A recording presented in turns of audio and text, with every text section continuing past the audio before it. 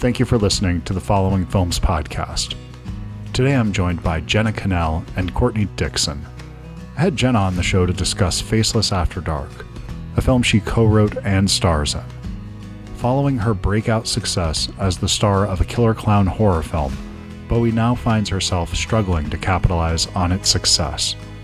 But when she is suddenly held hostage by an unhinged fan posing as that same killer clown, horror becomes her reality as she fights to survive the night and escape before he completes his sinister plan to recreate the film's fatal plot. Jenna Kanell from the TERRIFIER franchise gives a tour de force performance in this wild, gory ride. Then after the break, I'm joined by Courtney Dixon to discuss her Tribeca entry, Depression is a Beast. In the documentary film, Jenna Kanell, who typically battles evil forces in horror films, confronts her darkest struggle, a real-life fight against depression. FACELESS After Dark will be in select theaters and on digital platforms on May 17th, and Depression is a Beast will be screened next month at the Tribeca Film Festival. I hope you enjoy the show. Thanks. Hey, Jenna, how are you today? Hi, I'm well. How are you? I'm good. Thank you so much for taking the time to do this. I really appreciate it. This is the end of your day, right? You've been doing this all day long at this point? Not all day, just a couple. It's only been a week or two. It's fine. No, I'm just kidding. It's just been a couple hours, but I enjoy it. I love that people want to talk about the movie, and I appreciate you taking the time to check it out and making the time to talk to me. And do I call you Chris or Christopher? What do you Chris prefer? Is great. That's perfect. Sea Dog? Okay, Chris. Cool. See, awesome. I actually never usually have pushback on what people call me, Sea Dog. That would be a first. I don't think anyone's ever called me that before. Not always a first. There's always, here we are. So let's talk real quick about Nihilist Cheerleader. I think there's moments in a movie sometimes that can really encapsulate the entire film in one shot, one scene, and in this it happens to be one song where the lyrics to the song, your performance in it's just the idea of the film I think is so beautifully encapsulated. You could kind of just take that moment and say, okay, if this does it for you, I think you'll enjoy this movie. Thank you. That is awesome. And you are the first person to say that. I love that idea because you're absolutely right. Because the song is half the lyrics are this woman screaming, "I'm fine." Which is, you're right, absolutely the tone and the feel of the movie itself. So I love that you picked up on that. That's so cool.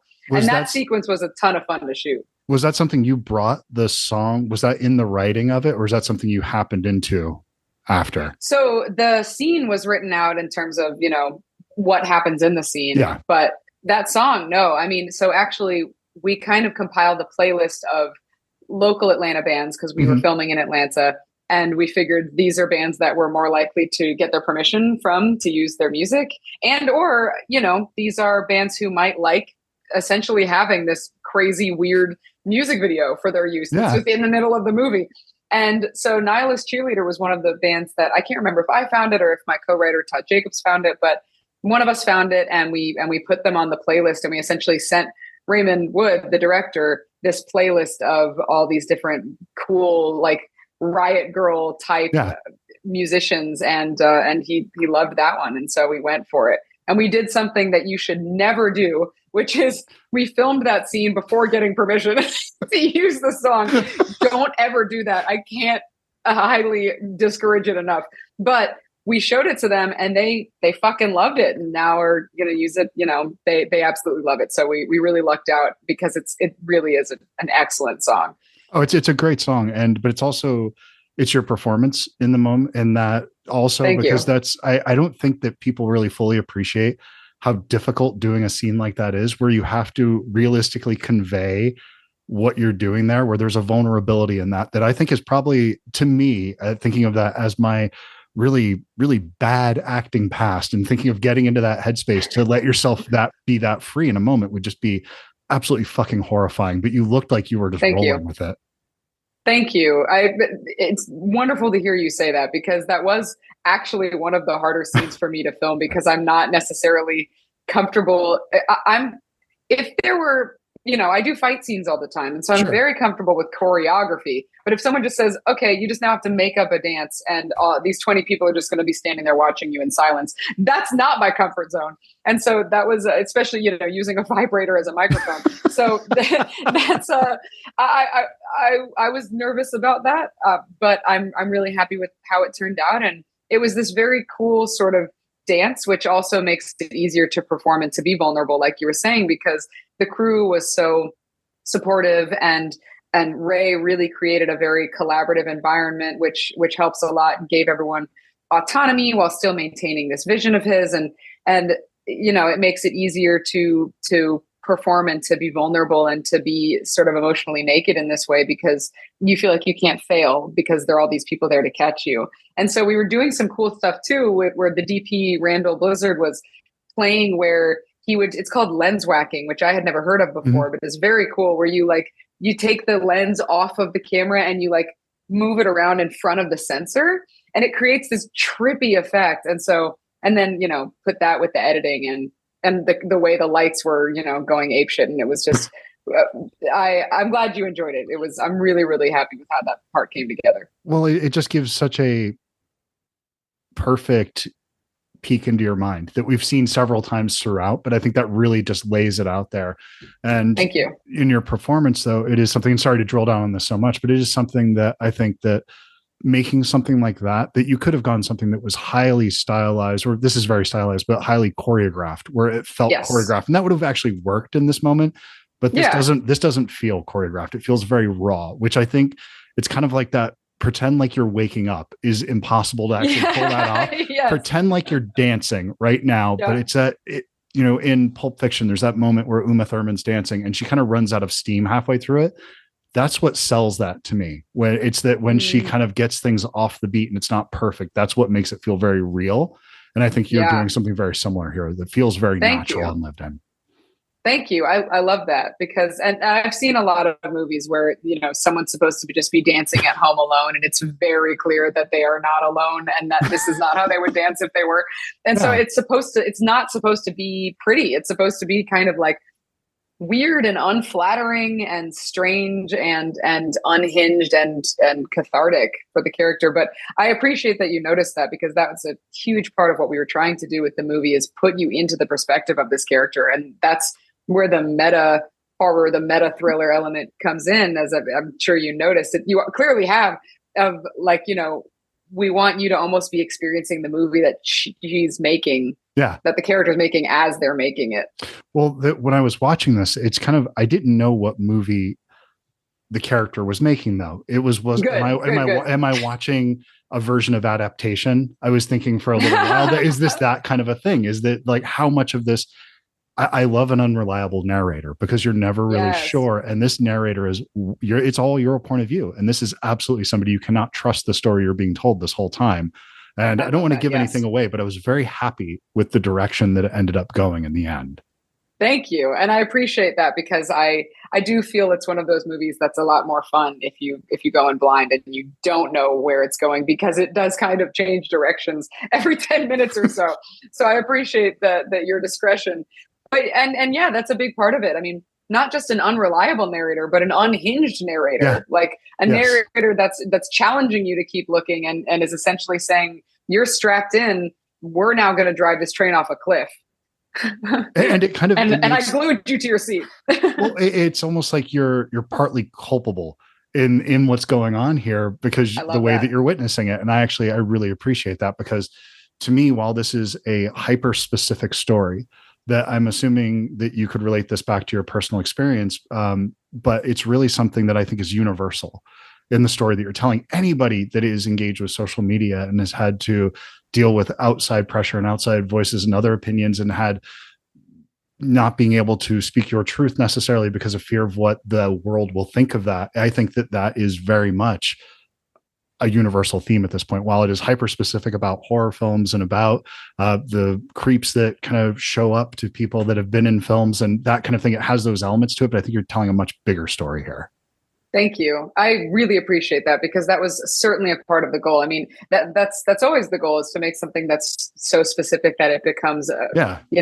broadly accessible. And that's absolutely was what we were trying to do, because, we're all just apes that are meant to eat berries in a cave and aren't meant to walk around with a computer in our pocket that's essentially telling you about every horrible thing that's happening everywhere around the world at any given time. And while there's something really freeing and beautiful about that, because social media and the internet create community and they help us connect and they help us figure out our identities and they help us organize. At the same time, like you're saying, they do sort of breed parasocial relationships where we feel more familiar to people that we really aren't familiar with, and where we're aware of all of these horrible things that are happening, and where people can get to us and find out information about us that we don't necessarily want publicly available. And how, if someone's already on the edge, it doesn't take very much to push them or to get them to a place like this character says, where they just decide to jump. Yeah. Well, look, if you don't have empathy for this character after the opening of the film, then you're probably not watching the right movie, because that moment, it's just fucking heartbreaking. And you just see, and again, I don't want to, it for a genre film that goes as wide and broad as this does, where this is a darkly comedic film at times, but I think there's there's a big, for lack of a better word, sentimental heart at the center of this thing, that I really think there is a sweetness to this film, and you could read this as just it's not exploitation. You could say this is just, an American Psycho type thing, but I actually think there's something here that really does, this is so much more emotionally grounded in, you should be feeling a sense of empathy. And I think of this film as a tragedy more than it was. Thank you. That is beautiful. I love that. I mean, American Psycho was certainly one of the influences, sure, as was Taxi Driver and, King of Comedy, and that sort of genre of film and that sort of arc of a character. But I really appreciate you saying that, because the character isn't supposed to be a caricature. It's supposed to be a real person, a real human being. And it is this sort of thing of, with the internet and with social media and with our use of technology. I mean, like I was saying, it has all of these beautiful opportunities, but at the same time, what does it feel like when you're constantly being watched but never really seen? Ouch. And I think yeah. But I mean, I think people of any career in any walk of life understand that feeling. And the theme of the film, to me, boils down to an African proverb, which is a line of dialogue in the film, which is, "The child not embraced by the village will burn it down to feel its warmth." Goddamn. And if there is nothing more salient at this moment, I mean, that's what this is. And it's just the mental health crisis that we have right now. And that, I mean, being heard is so important that, in most of the time, I think the reason that we struggle, it's because we don't have a way of expressing ourselves in a way that allows us to be heard, or the people aren't open to letting us in. Yes. And it's those kind of combination of things. And I hope that we're headed in the right direction, and films like this can end up being, weirdly enough, can start to help to give people sort of dialogue around that. Cause I would love to see this in a theater and have those conversations. Me and my wife after this, talking about, kind of our own mental health things that we've gone through. And that's the conversation we're having about this. Not, okay, you could have the moment where you're talking about the kill, because it has that. The Fango crowd has more than enough shit that they're going to get into here. But this is when you can go back to and actually have a conversation in the lobby of the theater and overhear things that would just be like, oh, I hadn't thought about that. And I'm just excited for the dialogue around this to really open up. Thank you. That makes me so happy. You got all of the things that I want people to get from it. And I love so much that that's the dialogue you two were having afterwards. Because there is meant to be a sense of catharsis and a sense of validation and a sense of empowerment and a sense of just stupid fun. Yeah. And like you were saying, dark comedy. But at the same time, this is not a character who you are supposed to necessarily continue to root for as their path extends before them and as they create their own fate and seal it.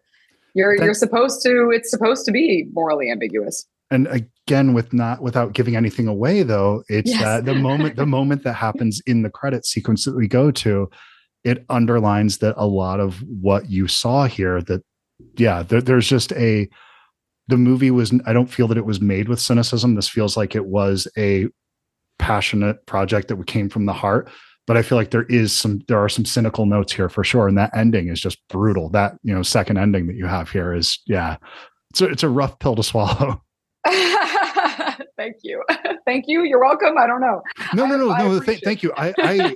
The worst thing I could ever say about a film would be indifference, that I got nothing from it. Absolutely. And I would rather you hate this movie than not feel anything. No. And I don't mind being provoked. I don't mind being prodded. Yeah. I want a film to engage with me and make me question things, and to say, because when this movie wasn't the movie that I thought I was getting, because I'm an asshole who watches too many movies and writes about this crap half the time. So I'm always trying to outsmart movies. And when a movie gets ahead of me, I appreciate that. And I love that. And it just tells me to stop, calm down, and watch what you're watching, and just enjoy the film on its terms, not on yours. And I think that's kind of the point of the movie in the end, is this. It's very true to what this character's journey was. It underlines a lot of the motivation there. What, too far? Of course. But you could see that there was something that was just really horrible there the whole time. So, yep. Even before the movie started, even before the movie within a movie happens, it's maybe there was this thing in this person all along, and it was just exacerbated by their circumstances, and then by their own choices, and by the people around them, the lack of community. I mean, it's a perfect storm. You could cut from the end of the movie, from the opening scene to the end of the movie, and have that just like bookend each other so tightly and perfectly. And it just, that ending though, it's earned.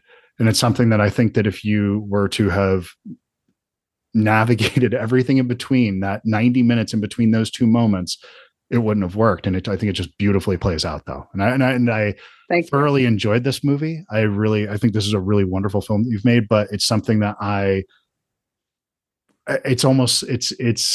it's hard for me to say who this film is necessarily for. I know my wife doesn't normally go for things that are this extreme in violence. She loves horror, but when it gets this far, I think that she could feel I'm okay with that. I don't mind big gags and things. Whatever, splattercore doesn't bother me. But for her, it's just, she's like, oh, this is no, thank you. But she was invested in this one. So I think this does have the ability to open up beyond just the genre crowd a little bit. Hell yeah. That makes me really, really happy to hear.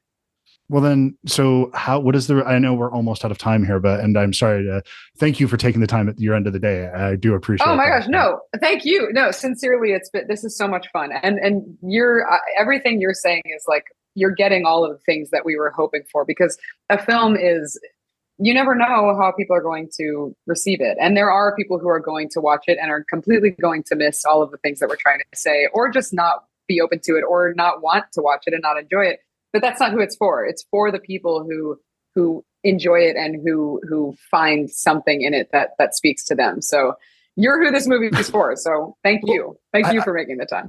I think this is the kind of the movie that you're not going to get that indifference that we were talking about, that you will get polarized responses to this. I fully anticipate people to hate this movie. And I fully, there are people that are going to love this thing, that when you get that Vinegar Syndrome 4K release, it's going to sell out. It's going to be, people are going to come to this movie for years to come. So I think this is a really special thing you got here, Jenna. So the only thing is, I'll ask, write more, make more of your own shit, because we need more films like this.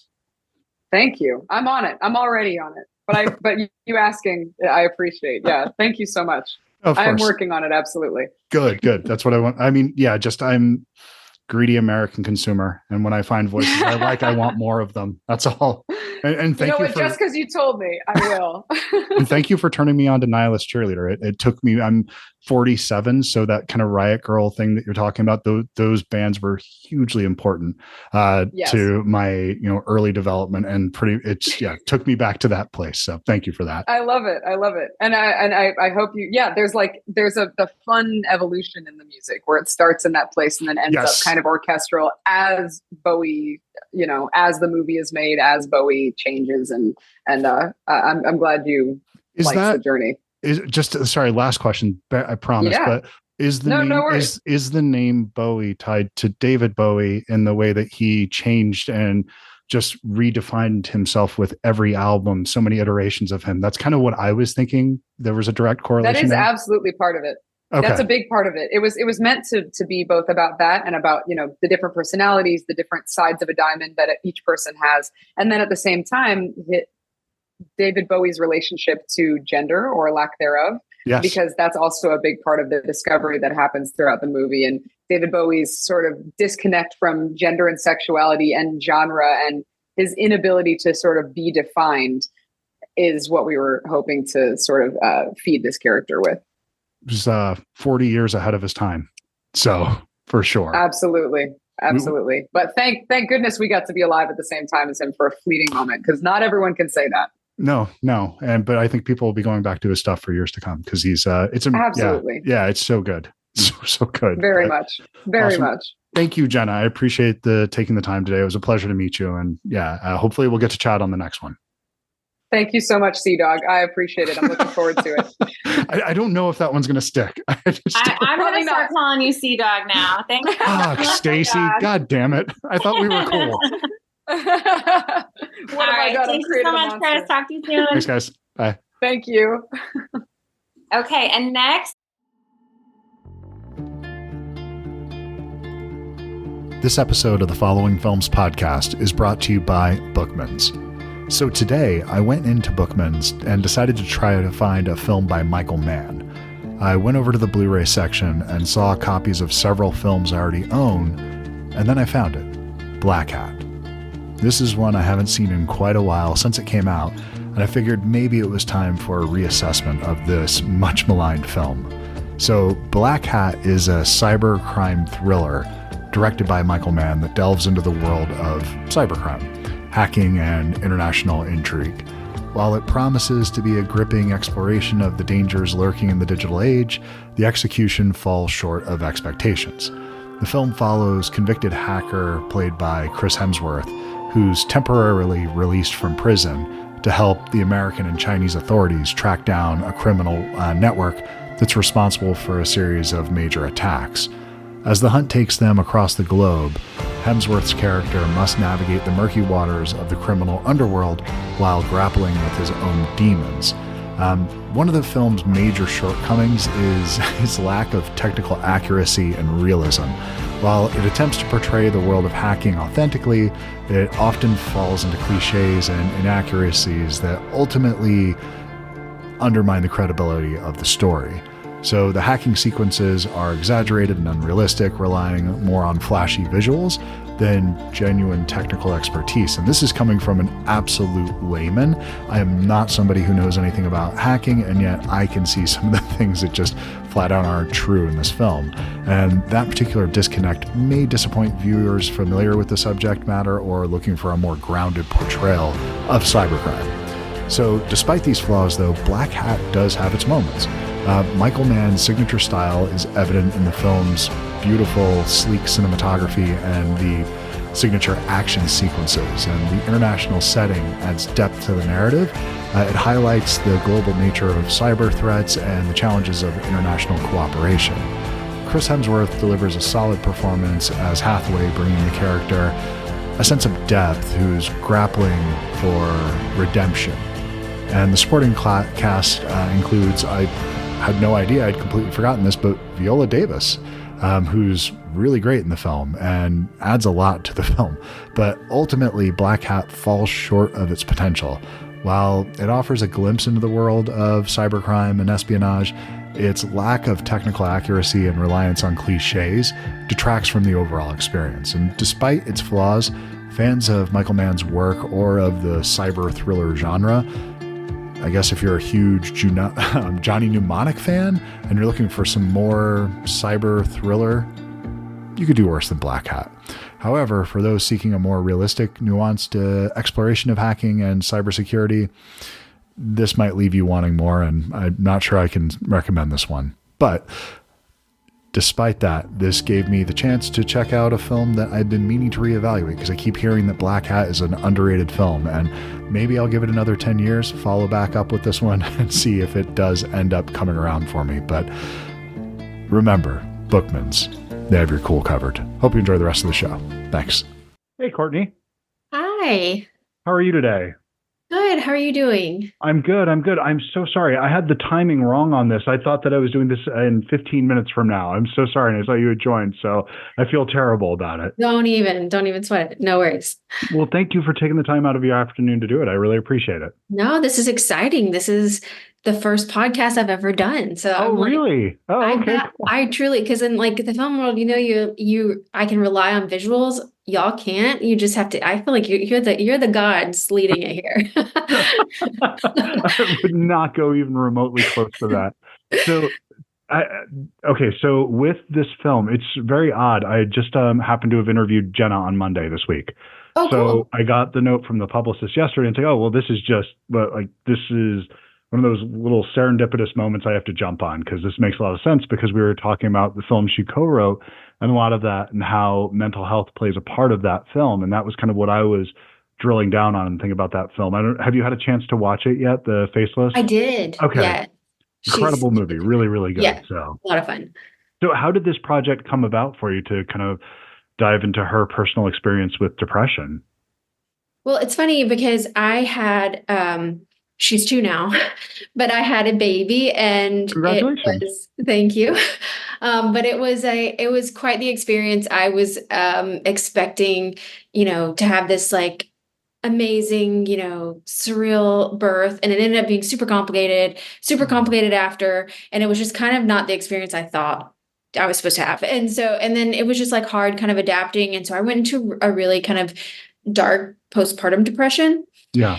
And I just would find myself up at night, like, just Googling. And I even like, if you want to know the real truth, you go on Reddit and you'll just like type in like, what do dark thoughts sound like? Like just things that I just didn't expect to have. And so through one of the rabbit holes, I ended up going I found a New York Times article about how horror films can be therapeutic for people with anxiety or depression. Yeah. I just found that so wild. Like I just had never thought of it that way. And I just remember my brain thinking, oh, well, what if a horror film kind of made this PSA on depression? And that's kind of where it started. And then I ended up I was just like, I kind of put a pin in it. And then later I was like, I'm going to get this project off the ground. And I remember reaching out I was like, okay, well, how do I find the right person? And in order to find, someone I knew I wanted it to be obviously in the horror genre, whether that's in the front of the camera or in back of the camera. I'm so sorry. Do you hear that lawnmower that's going on? No. The noise suppression is doing its job. I can't hear a thing. So you're good. Okay, good.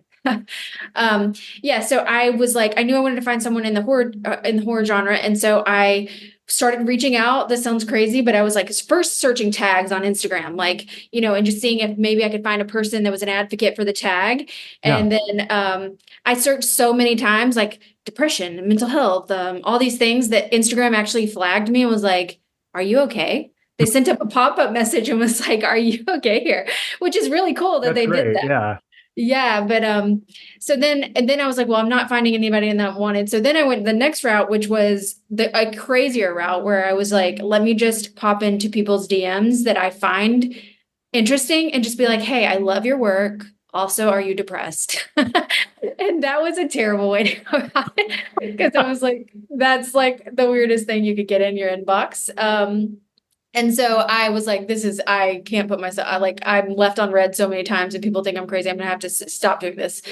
And then I had a friend. So my friend is actually Ray, who directed the film, Jenna's film. And so I reached out to him and I was like, hey, look, I know you're in the horror community. Do you have anyone that, could talk about depression? And then he gave me Jenna's contact.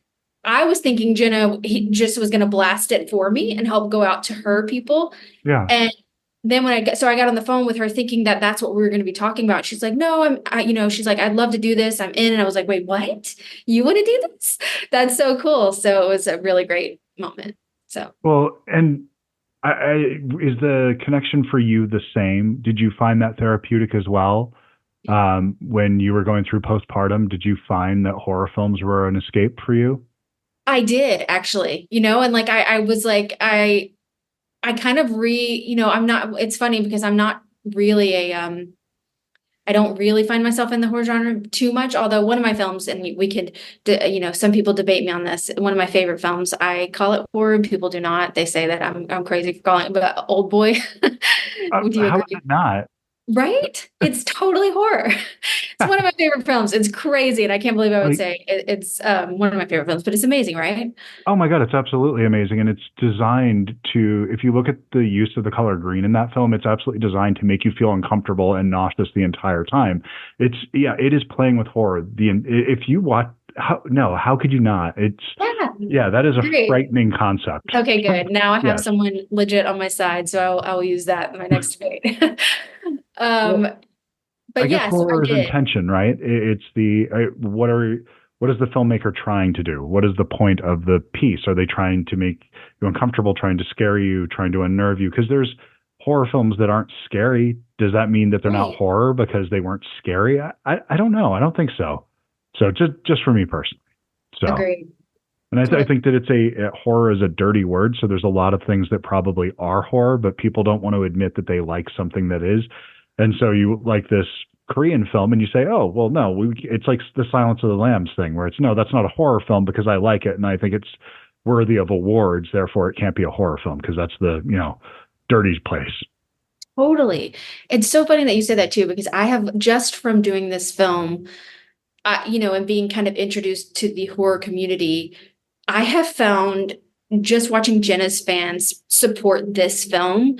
I've never seen more supportive fans in another any other genre. I feel like it's just the most welcoming, supportive fan base. And so it's funny that it's like they get like horror has this dirty word to it. Like you said, it's just when they're so supportive and completely the opposite. And talk about the way that you designed this film a little bit, because you are a lot of the execution, you're playing with horror ideas with it and using that to deliver this. So what was your thought process in making this as a horror film? But it really is just like you said, this is sort of a PSA to some degree about, depression. Yeah, I loved the idea that I feel like with depression, it's so individualized, even though the symptoms seem the same, like how it presents in people, it's so different. And then with that said, so are the treatments, like how you respond to, whether it be therapy or medication or whatever is going to make you feel better when it comes to depression. Mm-hmm.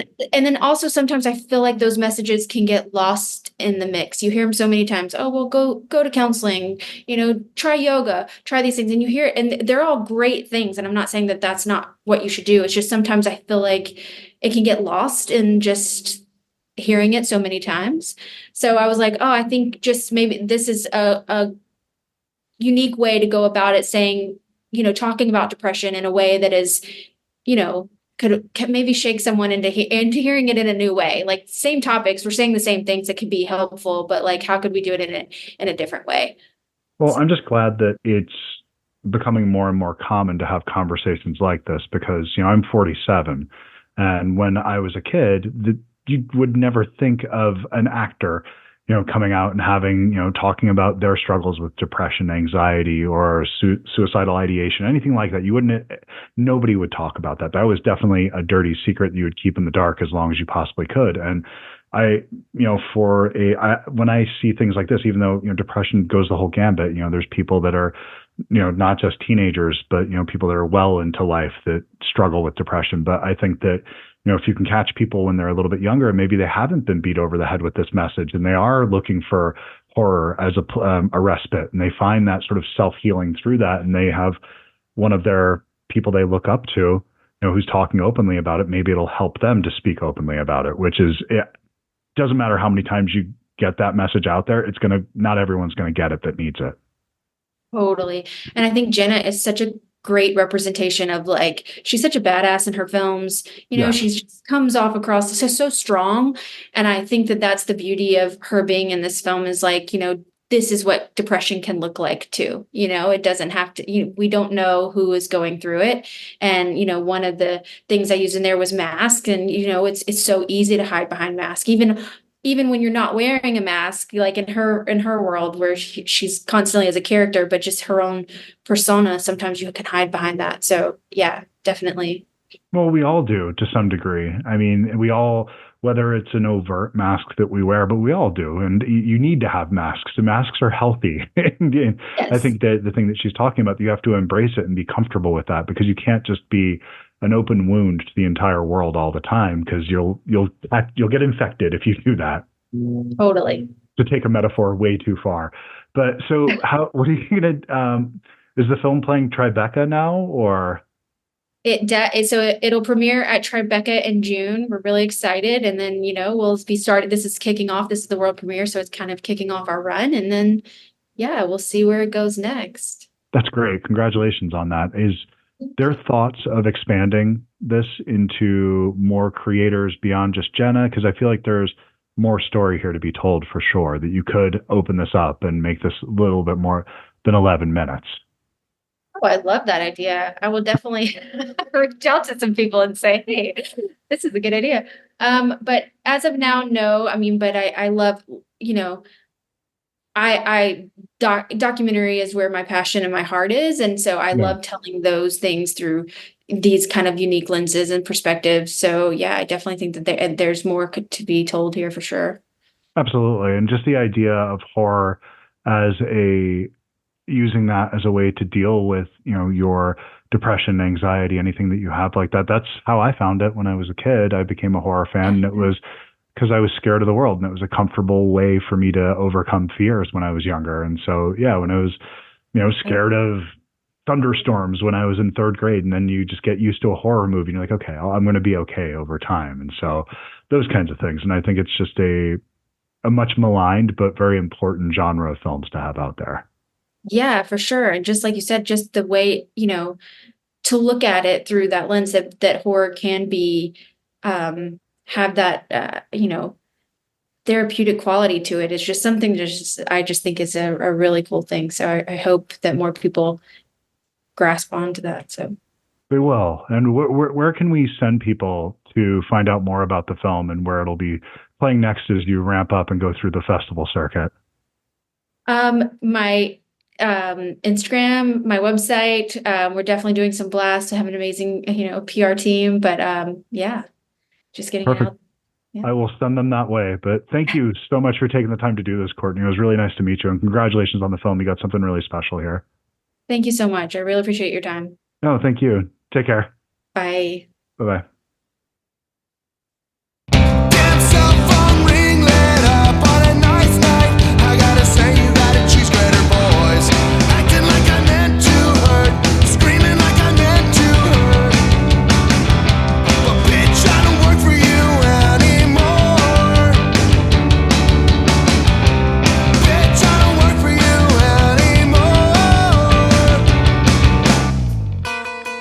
It's hot inside of the sun. I could put you there. And it's hot inside of the sun. I would put you there.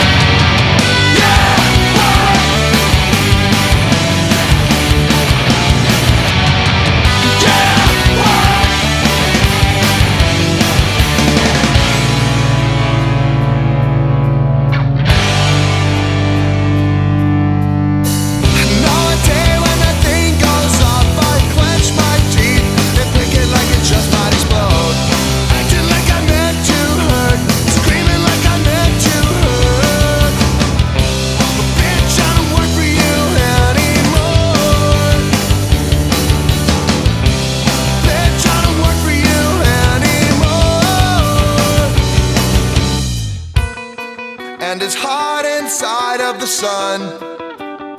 I would put you there. And it's hot inside of the sun. I would put you there.